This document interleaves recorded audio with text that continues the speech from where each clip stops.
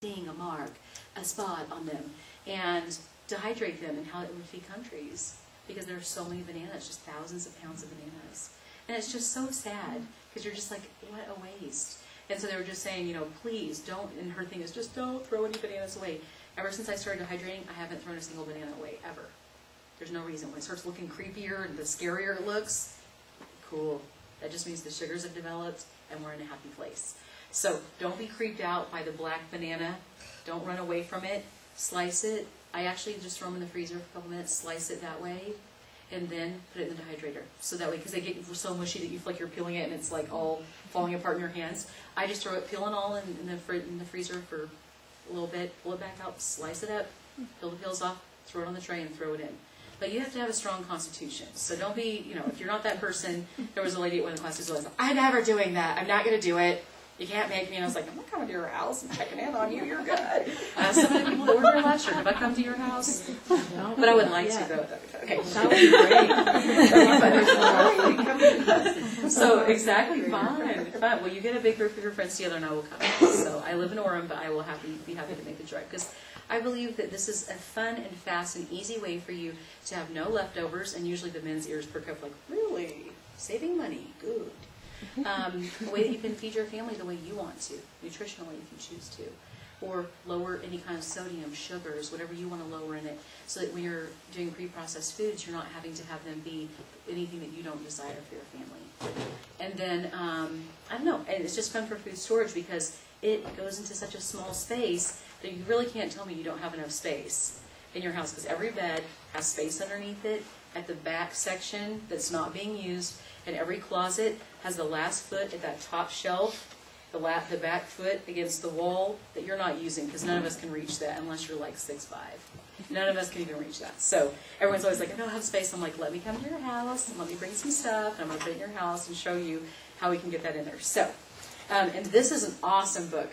A lot of the jerkies in here, I've tried a few, like quite a few of them. There's a jerky handout that'll, for those of you who don't have the handouts yet, they're coming. I think they're making more copies. The ones on that handout are the ones I've tried. Now, I don't like a burning hot fireball jerky, even though I'm from Texas. You think I was raised in jalapenos, I'm spicy, personality, whatever. No, I want it calm and nice. But the Armageddon one that's on that list, a little spicy, but I just drink a lot of milk when I do that one. So I'm like, I just love it. It's like, yeah, no. So it's like that love-hate moment. But this is great because it's got everything from, it'll tell you how to do halibut, salmon, this, that. So if there's something that you love, if you're not a beef person, but you are a venison person, here it is. If you want fish, instead you can have anything that you want, and you can have it be any, you can make it hot, you can make it more mild, you can do anything you want. My kids eat a ton of jerky, and trying to buy it at the store is so expensive. And so, yeah, seriously. And so I was trying to calculate to show my son, because he's always like, oh, well, it's only $8 for this pack. I'm like, there's like 5 pieces of beef jerky in there. And my background is I went to college and I became an accountant. Don't I seem like the personality type? Okay, well, I was using that as my degree in that as a launching board to actually go out and own my own business. So it was always the plan. But I was a tax accountant for a while. You can imagine I scared my clients. They were like, where's the real accountant? Well, actually, Priscilla took really so then they were like, oh, she knows the code. Okay, step back down. She's good. So when I save them money, they go, you're the best accountant we've ever had in our lives. So you never know. But so I'm kind of that left-brained, right-brained, freakish animal. But for me, I look at that bag of beef jerky, and that just screams, you could go to college, or we could buy you this beef jerky. And I'm just like, I don't want to go there. And so my son is like this, well, show me the money, and I'll believe you.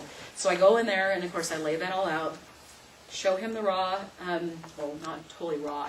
We'll talk about that in a minute as far as what I use on meat to do jerkies. But I showed him the poundage that was going to equal that and what I paid for it. And he's like, wow. So I dehydrated it down, showed him it was the same measurements, and he was like, whoa. And I said, so that makes this about $30 a pound, and this is still $3 a pound. He's like, all right. So I was telling someone earlier that, so we go to the store, my little daughter, my kids are 9 and 7. Adam's 9 and Genevieve's 7. Adam will look at Genevieve and go, and Genevieve will go, Mom, we have beef jerky. He's like, don't even go there. Don't even go there. Would you like to go to college, or would you like this beef? Yeah, so I'm going, I'm a bad mother. I'm brainwashing my children. So anyway, it's good. So these are all of the things. Afterwards, you're welcome to come and take a peek at these, flip through them, look through them, handle them, feel the weight of the book. Is it worth the money I'm going to spend on that? A lot of these you can check out the library and just figure out which recipes you like. So you don't have to buy it. There's a lot of recipes online for free. So please, whatever your thing is. For me, I like to own the book. I want to mark it all up. I want to have my little notes in there. These are the unmarked ones because they're just for the demos. But I love it because I have to like hold the book. I tried to Amazon Kindle. I can't. I want to. So yeah, after you highlight the screen 3 or 4 times, you're like, not worth it. So, all right. Let's go over just a few basics. There's a lady on YouTube named Tammy, and she's on dehydratetostore.com. All of her videos hang off of there. She's got about, she's been adding some. She's got 11 or 12-part series where she goes over, here's how you start dehydrating. You know, every step of the way. She shows you how to make scalloped potatoes, how to do soups. She like has little segments. So it's cute is when you see the first ones, her kitchen's like really dark. She's like kind of a funky hairdo. Like, you know, it's just like she's in her kitchen doing stuff. Then later on, her hair's all fabulous. She's all dressed up. Her kitchen's all lit up. And you're going, okay. Because she finally figured out, yeah, I probably could get some better lighting in here. So I laugh because they're like all professional, like later on. You're going, wow. And she's just a lady who fell in love with the idea of teaching people about dehydrating. And so she does the YouTube videos for fun. So kind of like me. It's kind of a weird addiction, but it's good. All right. One of the things you want to do when you're working with any kind of food and dehydrating, this is just like if you go to a restaurant, you want to know the health inspector's been there so that you know your food is safe, and you still wonder in the back of your mind when they bring it out, like, I hope nobody sneezed on that, hung around that too much, loitered over it, you know, I don't know. I'm always like, when they bring it out and they're holding it really far away from their face, I'm like, yes. So this is kind of the same issue.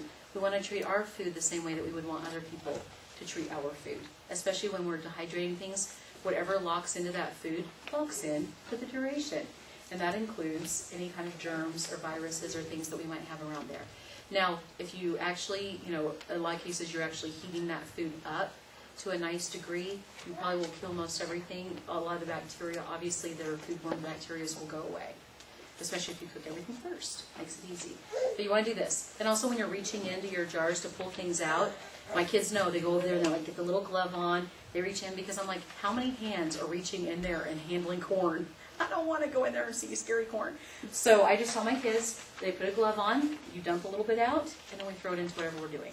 So, love it. Some of the things that you might want to use as far as tools, dehydrating, you can use powders. You will go through a lot of this, and it can be very expensive.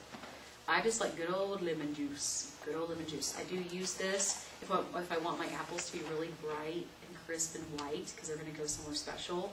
If I'm doing them for someone who maybe just recently had a baby or whatever, and I want to do like a cute little thing and all tied up, then I'll use these. I'll use this because it will make it a little bit nicer. Why is it bad? So, what is that? What's that? It's just like fruit freshener. Yeah. And on the order form, I think we have a group order for, which one is it? Okay, we don't. Okay, not a problem. So, but you can just buy this at any local grocery store. You can buy it in bulk off the internet. I just use good old lemon juice, and I just mix it 1/2 lemon juice to 1/2 water.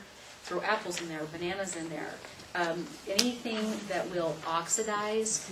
If you cut an apple, you leave it on the counter, it starts going brown, that's oxidation, just like it does in a vehicle, just like it does on us. That's all I'm going to say. So what you want to do is go ahead and stop that in its tracks by using a little bit of lemon juice. So we're all doing an entire, what's that? 1 to 1. I mix it 1 to 1 with water. Okay. In a lot of cases, I'm like doing a whole bushel of apples at one time, so I want to just get it done, and I don't want any projects tomorrow, and I want to come in the morning and have that apple smell and feel all the accomplishment of what I've done. It makes the whole family feel happy in the morning, and then they eat like 98% of it. That's okay.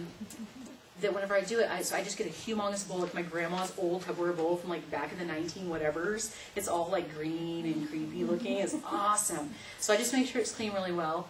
Dump an entire thing of lemon juice in there, fill the other half with water, and then I'm just doing apples, and I'm just throwing them.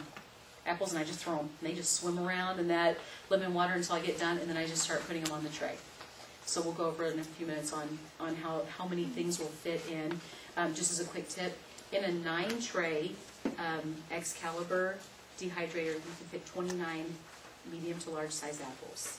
So if you're going to get some apples, you can buy them in modular amounts. I'm like, hi, I'd like to have 29 apples. And they're like, really? And I go, I have 29 friends. Whatever. So I try to explain dehydrating, and they usually go, what? I'm like, never mind, we're just good. I have 29 friends. And so usually I'll get 29 apples only. So that way, or if I want to do half of